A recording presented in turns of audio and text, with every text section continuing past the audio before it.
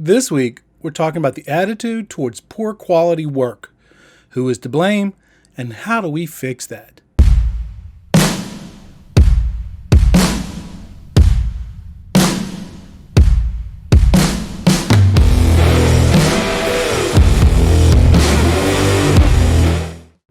Welcome to the show, where we tackle a tough question submitted by installers, project managers, estimators, and IT personnel, sometimes even customers.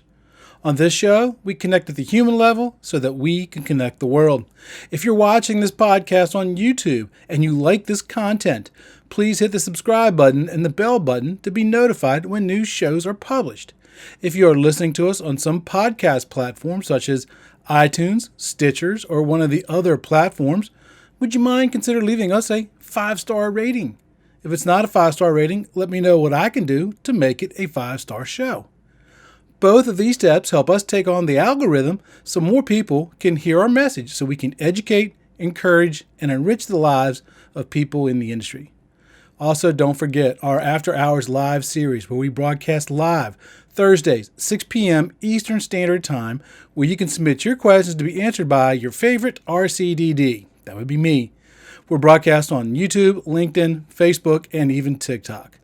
Make sure to send your questions to questions@letstalkcabling.com. Make sure to also check out our website, because that's where all the recorded podcasts, vlogs, and articles are stored. You can also sign up for our newsletter, and also ways to learn on how to support this platform through Patreon, Amazon links, and donations through PayPal. Our content is free and will always remain free. Last week, I saw a post on Facebook, and it was something that was done wrong. And I don't mean just wrong, I mean it was borderline negligent. The picture itself is not really what got me wound up, because there will always be bad work, and we'll get into that more later. But what really shocked me was how many comments said, "Looks good from here." What, that doesn't matter? The customer said it was okay. The customer will never see it once the box is closed. And that TikTok video, as of last night, had over 5,000 views and over 50 comments and 2 shares. By far one of the most active posts on my TikTok account. So here, let me play you the video where I shared it on TikTok. But before I do, make sure to comment below on your thoughts after watching this video. For those listening, I will try to describe, probably would be better if you watch the video on YouTube or visit Let's Talk Cabling TikTok. Username's Chuck Bowser, RCDD. You will want to watch the video titled "Do Better." I came across this picture on Facebook recently, and I was surprised at the comments inside of it. People saying, "I can't see it from my house. This looks fine to me." Yeah, but it works. If you're doing work like this, get out of our industry. You should be doing better. If you're willing to do work like that where nobody can see it, I'm not going to trust you to do work where I can't see it. Be better. What's your thoughts? So on this picture, what you are seeing, for those who are listening to the audio content, there's a picture of a conduit coming from below the frame. We can't see where it goes to. And it comes to a box mounted on the wall. Now, this is all outside of the building. And the cable that comes out of the conduit out of the bottom of the box is a white category rated cable. Appears to be either a plenum or a riser rated cable. On that cable, it's terminated with a keystone jack. And then there's a blue cable coming from the conduit coming down into the top of the box, which is terminated on an RJ45 and plugs into that keystone jack. And then there's a title on the picture that says something about a DMARC extension. So remember, this is all outside work here, and it's all done with category rated listed cabling, either plenum or riser rated. After I watched the video again, I realized some of the comments, and I understand why maybe some of the people were kind of confused. Let me first say that I don't necessarily blame the technician at all in this picture. We all have seen pictures of bad work. All we have is the picture of the after effect of this work. We don't know why it was done this way, and we could argue all day long about what if it's done right or if it's done wrong. Now, this is more about the attitude towards that workmanship, not necessarily the workmanship itself. And the fact that the code says that it must be done in a neat and workmanlike manner, which this clearly is not. So I want to look at this picture from three perspectives in today's show. These perspectives should cover the majority of the comments that were made on that video. The perspectives will be A, from the technician's point of view, B, from the employer's point of view, and finally, the point of view from the customer. Now, as a technician in the field, the top two reasons as to why the work was done this way or this poor method that was done was because of lack of training or poor workmanship.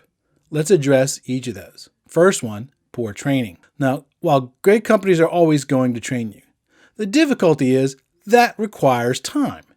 The typical apprentices programs can be a year and sometimes even longer. There is no magic pill that you can take and voila, you now know everything about communications. I have been in this industry for over 40 years, and I still don't know everything. I am still in the learning process, and sometimes I learn from some places that you would not necessarily expect.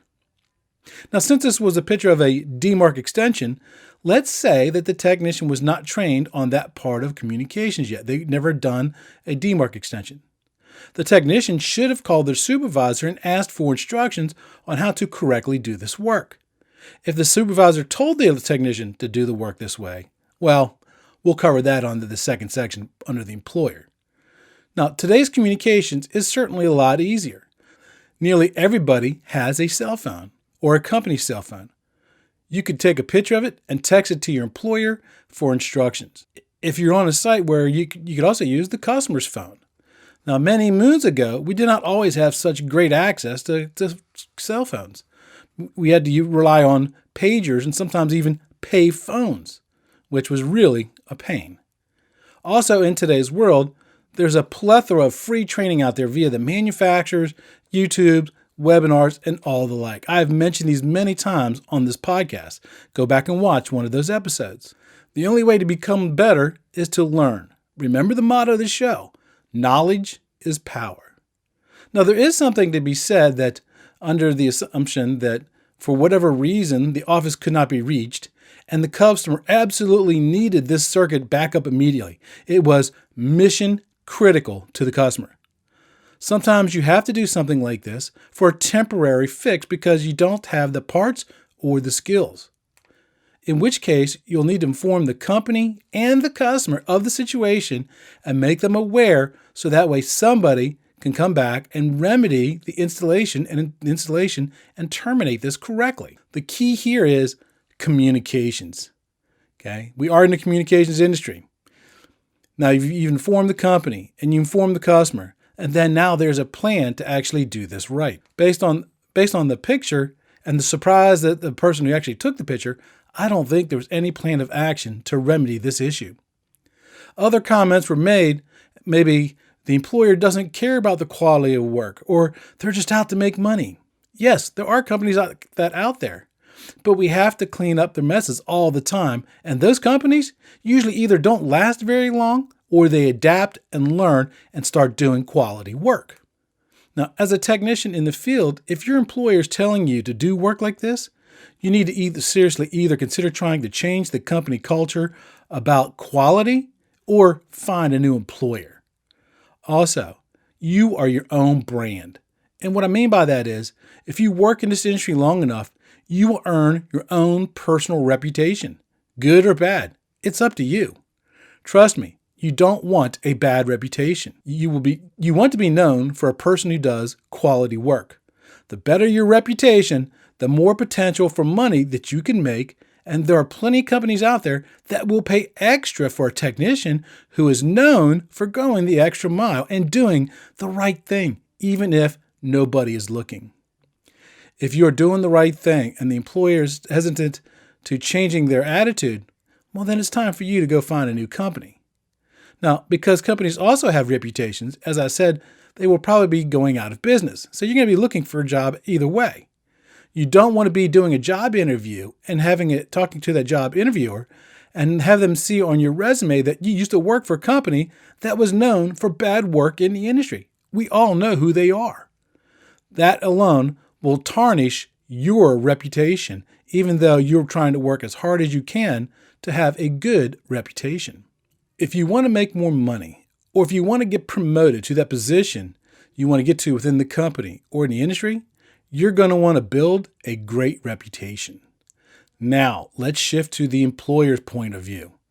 The biggest thing that a company can do is give their staff room to grow and make mistakes. Rather than using those mistakes as a way to punish their people, they should be using those mistakes as a way to train them to become better. You don't want to hamstring your people in the field by having them afraid to make a decision because they fear of reprisal or punishment. Secondly, encourage communications. We work in the communications industry, for Pete's sake. Let's communicate. If you are a project manager or an owner, be available to take that call, but don't treat it as if that person is like a disruption to your day and you don't have time. Treat them like they are valuable and dignified. You are only as good as the people who work for you. I don't care if you're in the middle of responding to some office emergency or some kind of a bid. These kinds of issues can be resolved typically in minutes, and if they're left to fester, they can become huge money and time pits.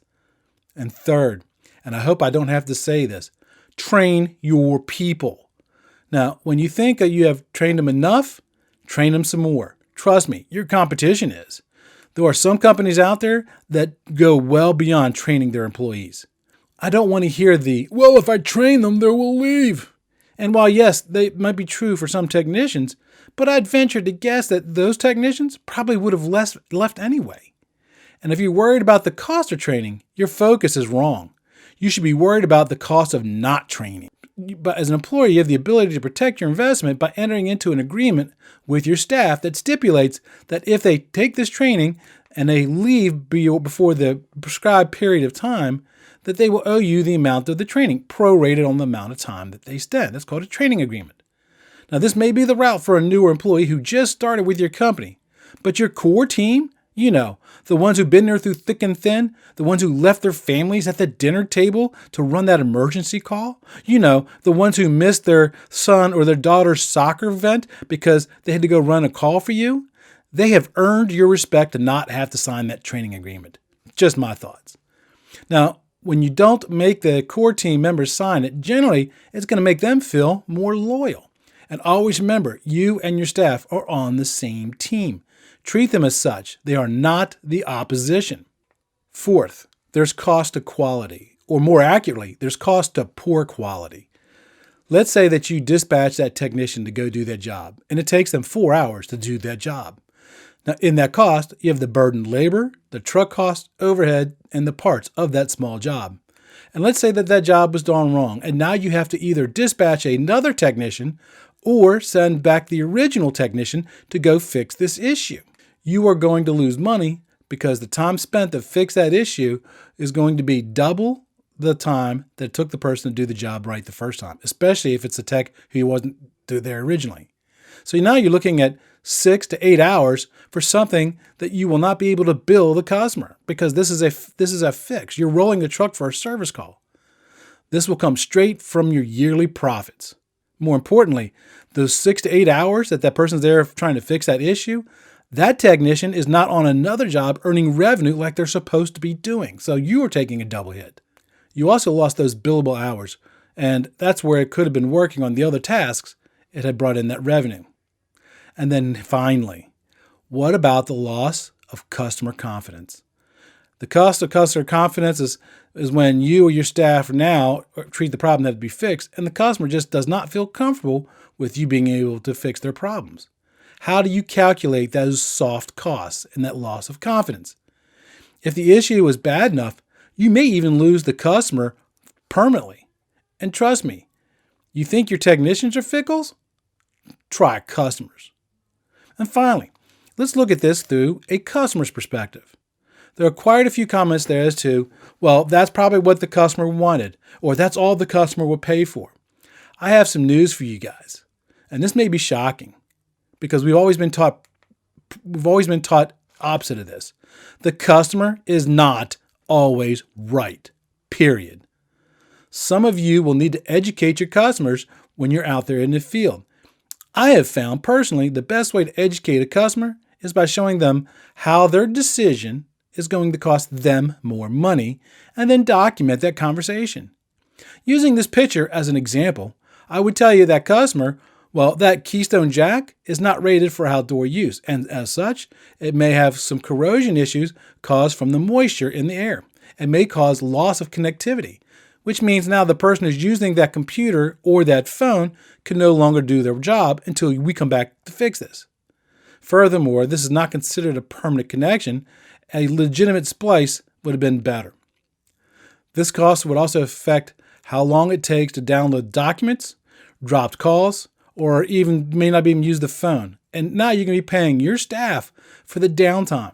I'm sure I could probably come up with a dozen more reasons or dozen more scenarios on how this cost would affect them if given time.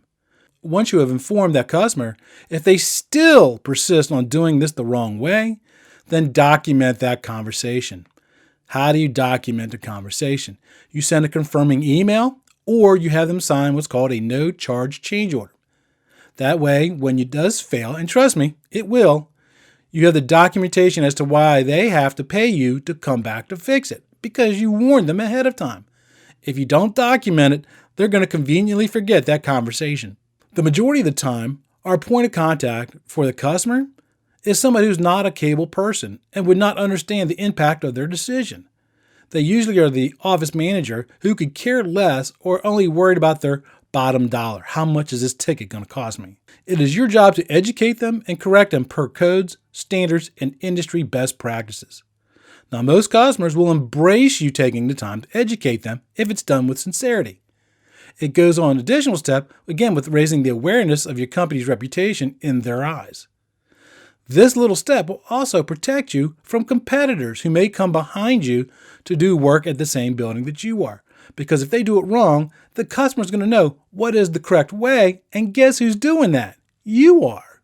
So again, invest in your people. And finally, sometimes as a contractor, you may not understand this. You may have to fire a customer. There are customers out there that only want it done for the cheapest way, even if that's the wrong way. They will not want to be educated on the correct methodology, and those people are not the type of customers that you want anyways. They will award typically a bid project to the contractor who has the least amount in the bid. You could generally lose a bid by $100 because the other contractor was just a slight bit cheaper than you. And they don't care about quality. They don't care that your bid has the missing parts in it that the other competitors did not.